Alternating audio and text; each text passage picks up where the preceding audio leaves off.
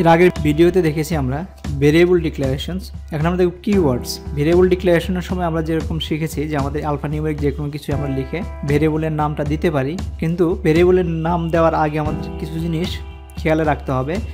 এই প্রোগ্রামিং ল্যাঙ্গুয়েজের নিজস্ব যে কিওয়ার্ডগুলো আছে সেই কিওয়ার্ডগুলো আমরা ভেরিয়েবলে ডিক্লেয়ার করতে পারবো না, এটা তার নিজস্ব কাজের জন্যই ব্যবহার হয়। সেটাই আমরা এখন দেখব কি কি আছে।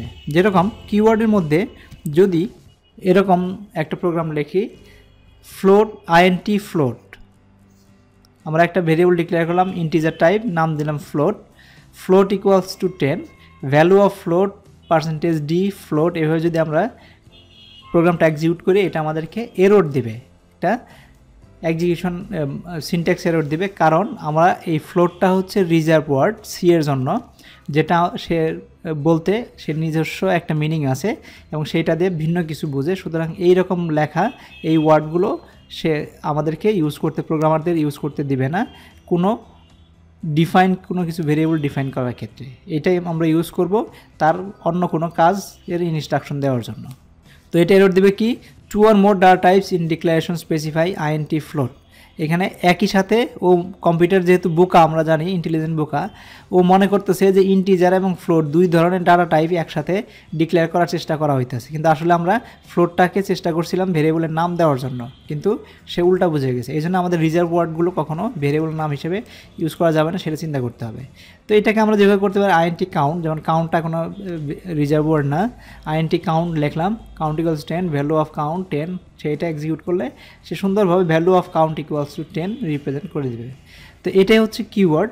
এবং কী কী কিওয়ার্ড আছে সেগুলো আমরা দেখি। যেমন সি প্রোগ্রামিংয়ের যে কিওয়ার্ডগুলো আমরা ব্যবহার করতে পারবো না, এই কিওয়ার্ডগুলো আছে বিশেষ কিছু কাজ করার ক্ষেত্রে, যেগুলো আমাদের ভেরিয়েবল নামে ডিক্লেয়ার করতে পারবো না।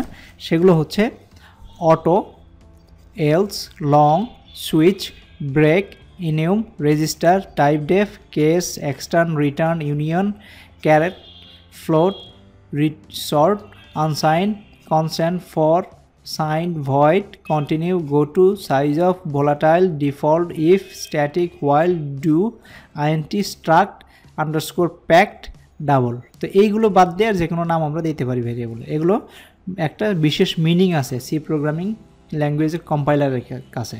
তো এই মিনিংগুলোর জন্য আমরা রিজার্ভ ওয়ার্ডটা ইউজ করতে পারবো না। ঠিক একই রকম জাভাতেও আছে, যেমন এগুলো হচ্ছে জাভার কিওয়ার্ড, যে কিওয়ার্ডগুলো আমরা ভেরিয়েবল হিসেবে ডিক্লেয়ার করতে পারবো না। কী কী আছে আমরা দেখি, abstract, assert, boolean, break, byte, case, char, class, const, continue, default, do, double, else, enum, extend, final, finally, float, for, goto, if, implements, import, instance of, int, interface, long, native, new, package, private, protected, public, return, short, static, strict fp, super, switch, synchronize, this, throw, throws, transient, try, void, volatile, while। এগুলোর একটা বিশেষ meaning আছে কম্পাইলারের কাছে, তার জন্য আমরা reserve word বলি এগুলোকে, এবং এগুলো ভেরিয়েবল হিসেবে ডিক্লেয়ার করতে পারবো না।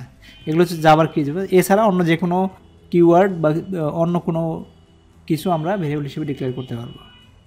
ঠিক পাইথনের কিওয়ার্ড আছে খুব কম, যেগুলো বিশেষ ক্ষেত্রে ব্যবহার করা হয়, যেমন কমনলি ইউজ করা হবে and, exe, not, assert, finally, or, break, for, pass, class, from, print, continue, global, raise, def, if, return, del, import, try, elif, I N, while, else, is, with, except, lambda, yield.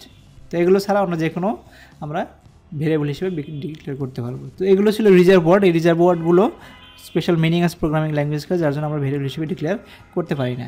Thank you very much. Next ভিডিওতে আমরা শিখব operators.